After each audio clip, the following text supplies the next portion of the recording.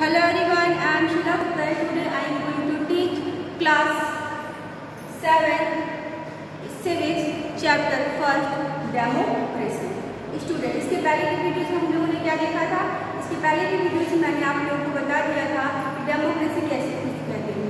Democracy Greek के दो word से मिलकर बना है, डिमोस प्लस क्रेटिया, जिसमें डिमोस का मतलब होता है पीपल और क्रेटिया का मतलब होता है rules, means rule of the people. ठीक है, उसके अलावा मैंने आप लोग को इक्वालिटी के बारे में बता दिया था। उसके बाद मैंने कल की जो इम्पोर्टेंट टॉपिक आप लोगों को बताई थी वो क्या थी? Doctor B.R. अम्बेडकर।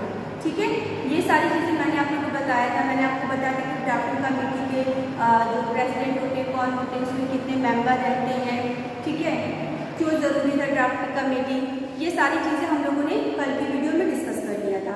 तो बेसिकली आज की वीडियो में हम क्या पढ़ने वाले हैं? आज की वीडियो में हम पढ़ने वाले हैं डेमोक्रेसी इन एक्शन। ठीक है, मीन्स डेमोक्रेसी में कार्य कैसे होता है, कैसे कार्य को किया, मतलब अगर आप कोई वर्क करोगे तो उसमें आपका देखा जाएगा कि जो एक्शन हो रहा है वो कितना सुटेबल हो रहा है, कितना उसका फायदा, कितना नुकसान है। ठीक है, ये सारी चीजें हम लोग डिस्कस करने वाले हैं। तो अगर बेसिकली हम डेमोक्रेसी की बात करें तो democracy forms a society and economy for proper governance of government. Means democracy जो एक फॉर्म का काम करती है, कैसे? अ सोसाइटी एंड इकोनॉमी, एक समाज के लिए और एक अर्थव्यवस्था के लिए, for proper governance of government, मतलब कि सरकार को शासन चलाने के लिए कहीं न कहीं डेमोक्रेसी का किस तरह से उपयोग किया जाता है, वो सारी चीजें हम इस वीडियो में डिस्कस करने वाले हैं। ठीक है ना, जो इसमें बेसिकली 3 बातों को हम डिस्कस करेंगे, वो हम डिस्कस करेंगे social democracy, economic democracy and political democracy. ठीक है ना, कौन कौन सा? Social democracy, economics democracy and political democracy. हालांकि ये चीज आप लोग क्लास 6 में थोड़ा बहुत पढ़ चुके हो, बट इस चीज को हम कहीं ना कहीं थोड़ा सा डिफाइन करके पढ़ेंगे। ठीक है, तो आप अपना बुक ओपन करिए, जो हम पढ़ने वाले हैं वो क्या करेंगे, बुक से ही डिस्कस करेंगे। तो let's start. Democracy form a society and economy for proper governance of the government. The basis of democracy such as justice, equality, freedom and dignity. जो डेमोक्रेसी प्रकार से क्या होता है, देखा जाए तो हम लोग जो डेमोक्रेसी देखते हैं, जस्टिस होता है, न्याय, ठीक है, इक्वालिटी,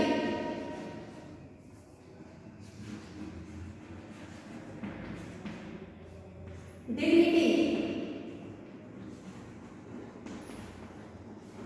ठीक है, उसके अलावा फ्रीडम। अगर हम इन 4 को देखें तो एक प्रकार से क्या है, पिलर है डेमोक्रेसी के। क्या है? पिलर। कहीं ना कहीं ये डेमोक्रेसी के क्या होते हैं, पिलर होते हैं। कौन कौन से? Justice, equality, freedom, dignity. ठीक है ना, ये डेमोक्रेसी कहीं ना कहीं पिलर माने जाते हैं।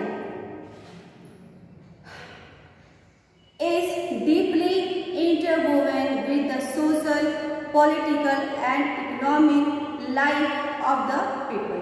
ठीक है, ये कहीं ना कहीं हमारे समाज पे, हमारी राजनीति में, हमारे अर्थव्यवस्था पे कहीं ना कहीं छाप छोड़ते हैं। क्या चीजें जो मैंने लिखा है, जस्टिस, इक्वालिटी, फ्रीडम और dignity. Next, only universal franchise does not suffice the need of the people living under democratic government. ठीक है, केवल जो यूनिवर्सल फ्रेंचाइज होते हैं, यूनिवर्सल फ्रेंचाइज मैंने आपको बताया था ना, which person who vote in election, ठीक है, बट 18+, ठीक है ना, वो व्यक्ति जो कि 18+ होगा, 18 साल का होगा और वोट दे सकता है, वही क्या, उसी को क्या कहते हैं, यूनिवर्सल फ्रेंचाइज। ठीक है, एडल्ट आप कह सकते हैं। तो ऐसा नहीं है कि जो वोट दे सकता है सिर्फ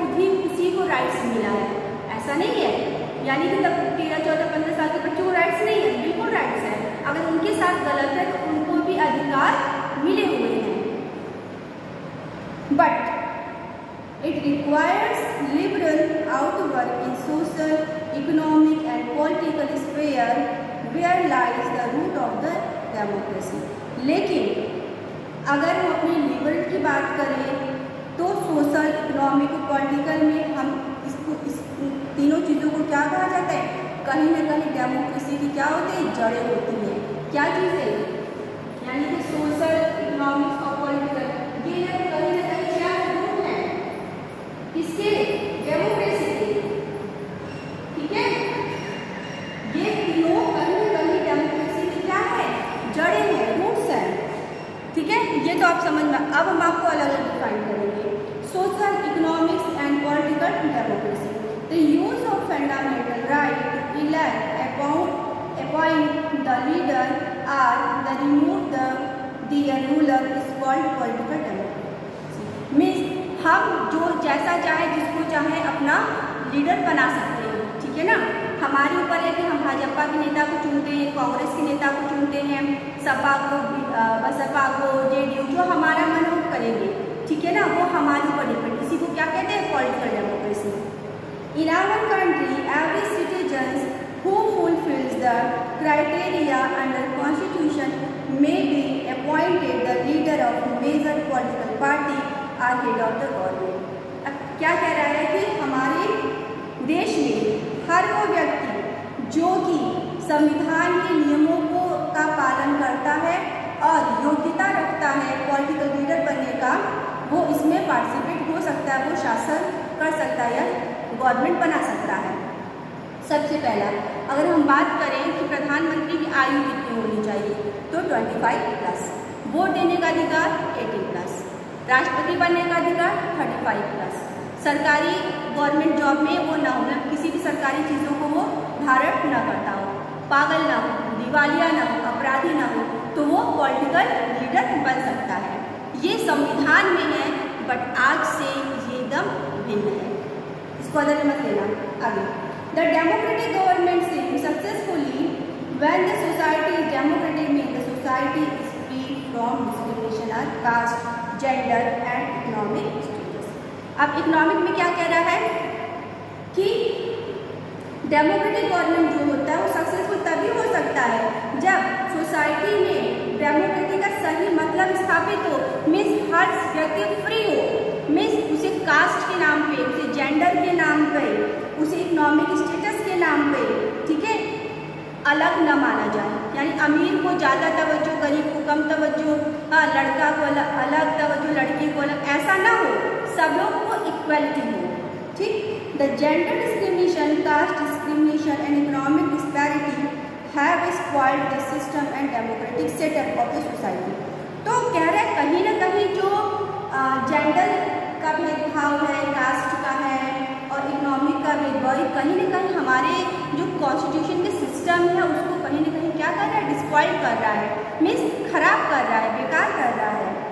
और main, women, every section of the society should be treated equally and should get equal opportunity for both of the sexes। क्या कहता है कि सारे चाहे पुरुष हो चाहे महिलाएं हो, सोसाइटी का हर सेक्शन में शेड्यूल कास्ट हो, चाहे वो ब्राह्मण हो, क्षत्रिय हो, वैश्य हो, मुस्लिम हो, चाहे जो भी हो, सबको इक्वल समझा जाए। ठीक है, सबको समान अवसर दिया जाए ताकि वो अपनी सफलता प्राप्त कर सके। No one should set privileges on the basis of the region, caste, race, sex, place of birth। अब क्या कह रहा है कि no one should get privileges, किसी विशेष व्यक्ति को विशेषाधिकार न दिया जाए कि वो उच्च जाति का है तो उसे प्रिविलेजेस दे दिया जाए, वो अमीर है तो उसे प्रिविलेजेस दे दिया जाए, वो पुरुष है तो उसे प्रिविलेजेस दे दिया जाए, हाँ, अब वो रिलीजन के ऊपर है तो उसे प्रिविलेजेस दे दिया जाए, ऐसा नहीं है। मीन्स चाहे वो हिंदू हो, मुस्लिम हो, सिख हो, ईसाई हो, जैन हो, बुद्धिज्म हो, पर्शियन हो, क्रिश्चियन हो, कोई भी हो, सब समान रूप से हैं। यानी इनमें किसी प्रकार किसी विशेष को विशेषाधिकार या प्रिविलेजेस न दिया जाए। Untouchability that existed in our old age caste right in society has now been abolished by our constitution. हमारे कॉन्स्टिट्यूशन ने, हमारे संविधान ने कहीं कहीं छुआछूत को क्या किया, जो काफ़ी समय से, लंबे समय से कहीं न कहीं चला आ रहा था, उस चीज़ को क्या किया गया, उस चीज़ को बंद किया गया, हटाया गया। A true democratic society may remove all the old habits from the society and social differences। जो एक सही प्रकार से अगर सभी जो डेमोक्रेटिक सोसाइटी होगा वो कहीं न कहीं पूरा जो काफ़ी समय से चली आई बुराइयां हैं, जो सोशल एविडेंस है, उसको कहीं न कहीं क्या करेगा, समाप्त करेगा। A modern democratic society develop a congenial atmosphere of healthy social life। कहीं ना कहीं जो मॉडर्न डेमोक्रेटिक कंट्री है वो कहीं ना कहीं चीज़ों को अच्छे ढंग से मॉडर्नाइज कर रही है, लोगों को डेवलप कर रही है, ठीक है, एक हेल्दी सोशल लाइफ बना रही है, ठीक है। आगे, economic democracy means free from the all exploitation, that is employer should not be exploit the employees, worker should not be exploited by owners and peasant should not be exploited by the zamindars. कहने का मतलब है कि ऐसा नहीं है कि economic कोई वर्कर कहीं किसी के यहाँ फैक्ट्री में काम कर रहा है तो उसको जो है कम पैसा दे या उसको निकाल दे, ठीक है। कोई छोटा किसान जो बड़े बड़े किसान है उसके एहसान में न दबे, उसके साथ गलत न हो, ठीक है। ये सारी चीज़ें जो एक्सप्लॉयटेशन है उसको कहीं ना कहीं क्या करें, रिमूव करें।